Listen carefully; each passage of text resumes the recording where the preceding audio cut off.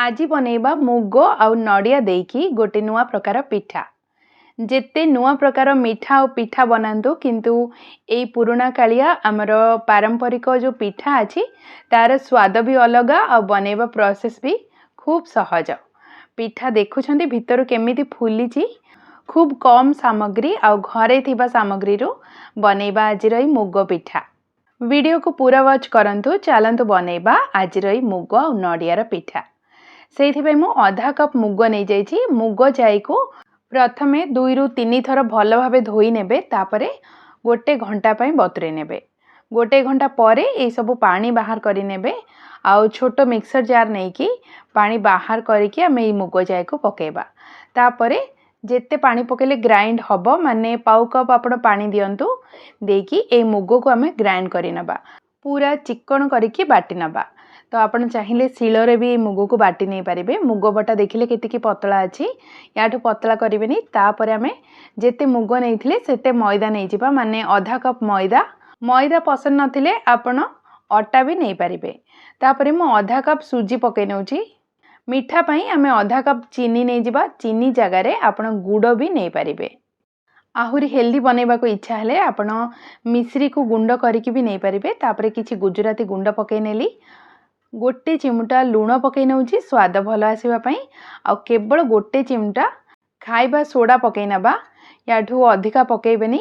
एबे आमे आधा कप पानी नहीं जिबा आउ ए पानी को पात्र रे पकई के सब पूरा भल भाबे मिसई नबा।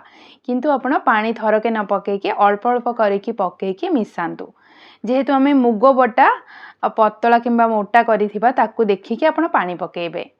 मुग जाईर बटा जदि बहुत पतला हो जाइथिबो ताहले आपण पानी एठी कम देबे। मुग जाई बटा को जदि आपण बहळ करके बाटिबे ताहले आधा कप पानी आपण को लागिबो। मु एठी पूरा आधा कप पानी पके नेली आ पूरा भल भाबरे मिसई नउची। पूरा एठी भल भाबरे गोटे मिनिट एमती मिसई नेला परे देखंतु एथिरे आमे 4 ରୁ 5 चामच नड़िया कोरा देनबा।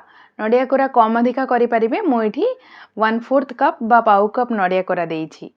तो नड़िया कोरा भी पकई नेला परे पुणी आमे भल भाबे मिसई नबा आउ एबे घोड़े की पूरा 10 ରୁ 15 मिनट पई छाड़ी नबा जहा द्वारा सुजी पकईथिले सुजी टिके फुली जिवो। तो एठी देखंतु पूरा 15 मिनट परे मु बाहर कली। ए जो पिठो अछि देखिले एतिकी ही पतला रखिबे। याठू अधिका पतला करिवेनी तो आपण पानी देखिकी देबे।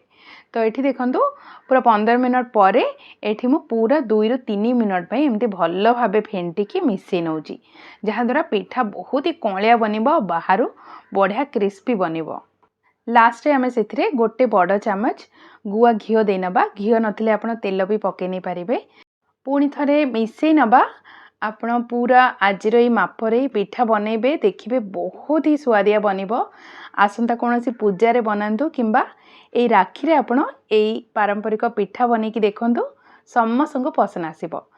पिठो एठी देखिले केते मोटा अछि एमिति मोटा पिठो ही रखिबे। तापरे गोटे कढ़ई नहीं जिबा और सेथिरे अल्प तेल नहीं जिबा। तेल पूरा गरम हेसला परे गैस को लो टू मीडियम फ्लेम करिवे आउ गोटे चामच एमिति पिठो मझिरे पके नेबे। तापरे देखंतु पिठा केमिति आपे आपे फुली आसुची। जदि फ्लेम बा टेम्परेचर ठीक थिबो ताहले एमिति फुली आसीबो किंबा आपण न फुलिले भी पिठा पूरा परफेक्ट बनिबो। तो एठी एमिति पिठा फुली गला परे आमे ताकू धीरे से ओलटै नबा। तापरे गैस रो फ्लेम को लो टू मीडियम फ्लेम रखिकी दुई पट साइड हल्का ब्राउन कलर आसिला जे आमे एको भाजी नबा। ए पिठा आपण अल्प तेल देकी एमती गोटे गोटे करके ही बाहर करिवे जहा द्वारा पिठा पूरा ठीक बनिबो। पिठा बाहर करि नेली तापरे गैस को मीडियम टू लो फ्लेम रे रखिकी आपण सब गुड़ा पिठा सेम प्रोसेस रे बनै नेबे। तो एठी देखंतु मु आ गोटे पिठा बनै की देखौची जोटा जमा फुली बनी किंतु हेले भी आपनकर पिठा पूरा बढ़िया बनिबो। सेम प्रोसेस रे सब गुड़ा पिठा बनै नेबा। आशा करूची ए मुग और नड़ियार पिठा आपनको निश्चय पसंद आसिला। पिठा थरे निश्चय बनातु ए राखी रे बनातु किंबा अन्य कोनोसी पूजा रे बनातु। बाहर क्रिस्पी और भीतर पूरा नरम एई मुग और नड़ियार पिठा समस्तको पसंद आसीबो। पिठार वीडियो को लाइक करंतु, शेयर करंतु, नाइस एंड टेस्टी चैनल को सब्सक्राइब करंतु। धन्यवाद।